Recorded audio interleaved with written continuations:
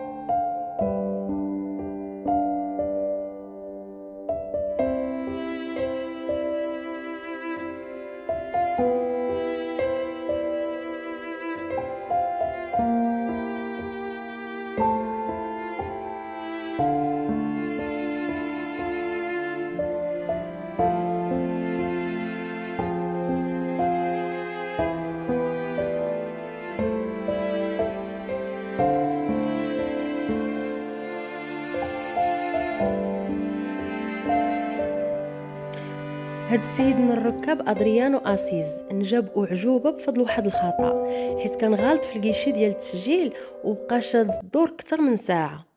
ومن وصل الدور ديالو قالو الديواني ودي راه ماشي هنايا الطياره ديالك، ومشى كيجري للبلاصه ديال التسجيل اخرى اللي فيها الرحله ديالو اللي خاص يدخل ليها من باب اخر.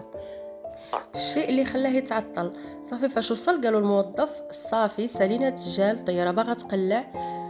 قال له ادريانو ما يمكنش تمشي عليا هاد الطياره.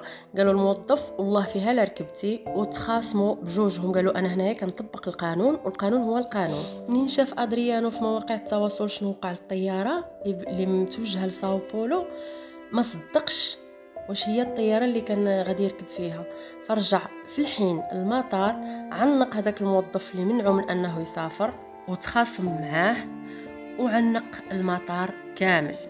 مشى عاوتاني للسبيطار، عنق السبيطار كامل. كنقولوا لك مبروك عليك ادريانو، عمر جديد.